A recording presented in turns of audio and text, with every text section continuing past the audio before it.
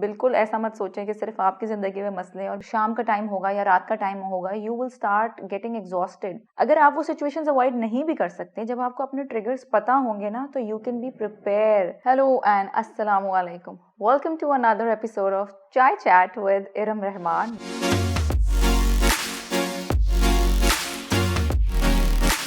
December has started और इस्लामाबाद में सही वाली सर्दी स्टार्ट हो चुकी है।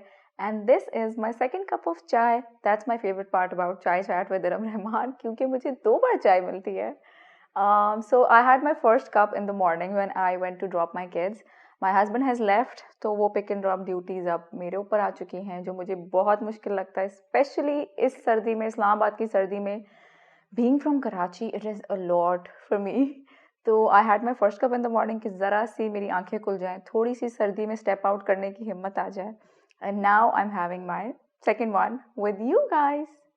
सो आज का हमारा टॉपिक है 10 easy hacks to deal with stress, to manage stress. ठीक है, सो स्ट्रेस होता क्या है? बेसिकली इट्स सिचुएशंस और events that put pressure on us, चाहे वो हमारी पर्सनल लाइफ हो, जैसे कि जब हम पेंडेमिक से गुजर रहे थे उसके बाद भी जो लोगों ने फील किया, समझ लें वो स्ट्रेस है।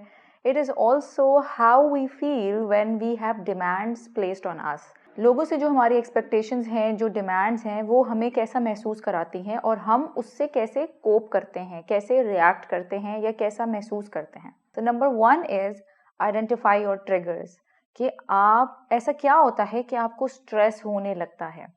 Even if you can not avoid दो सिचुएशंस, बहुत सारी जगह ऐसी होती हैं जहां हम जाना बंद नहीं कर सकते, बहुत सारे लोग ऐसे होते हैं जिनसे हम मिलना बंद नहीं कर सकते और वो हमारी ज़िंदगी में स्ट्रेस की वजह होते हैं।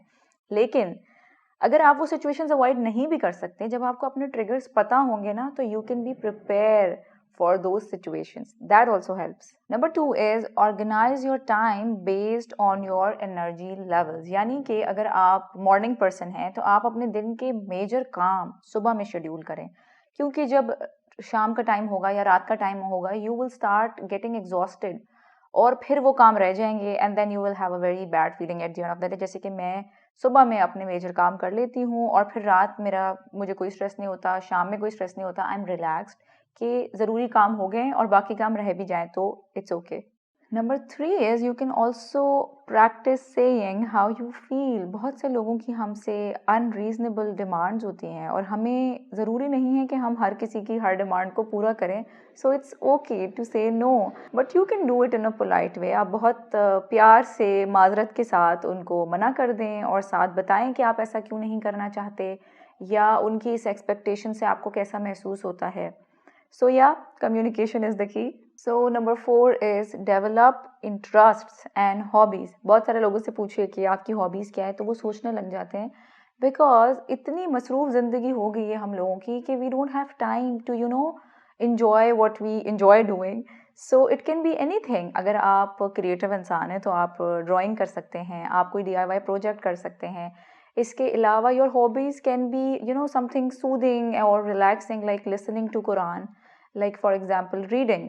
तो इट कैन बी एनीथिंग। बस ये हो कि आप उस काम को इंजॉय करें और डेली रूटीन में आप उसके लिए टाइम निकालें। Number 5 is taking care of your basics, जैसे कि आपकी नींद है, आपके मील्स हैं। लोग डाइटिंग के नाम पे अपने आप को स्टार्व कर रहे हैं। ये जो आजकल कीटो आई हुई है, कार्ब्स आपकी बहुत इंपॉर्टेंट सोर्स है एनर्जी की और उसकी आपको ज़रूरत है, तो अपने रेगुलर मील्स लें।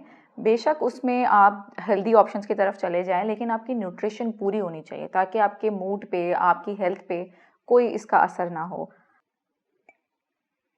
Number 6 is give yourself a break, setting realistic goals जो कि आपके लिए मैनेजेबल हों। ज़रूरी नहीं है आप दिन में इतने सारे काम कर लें, मतलब लिख लें और फिर वो आप उनको अचीव ना कर सकें। जैसे फॉर एग्जांपल मैं अपनी एग्जांपल देती हूँ, जैसे कि मुझे तफसीर भी करनी थी डेली रूटीन में, कुरान तफसीर, and then I wanted to do yoga as well. और जब मैं वो दोनों काम लिखती थी अपनी रूटीन में, तो उसमें से दोनों हो नहीं पाते थे, एक होता था। और फिर at the end of the day I use to have this very sad feeling, जो भी काम रह गया है वो क्यों रह गया है। तो अब what I have started doing is कि मैंने 3 दिन योगा को दे दिए और 3 दिन तफसीर को दे दिए। तो you can divide your goals और इस तरह से आप करें, क्योंकि फिर at the end of the day आपको ये नहीं होगा कि ये काम रह गया। तो रियलिस्टिक गोल्स आपने रखने, that is going to help you.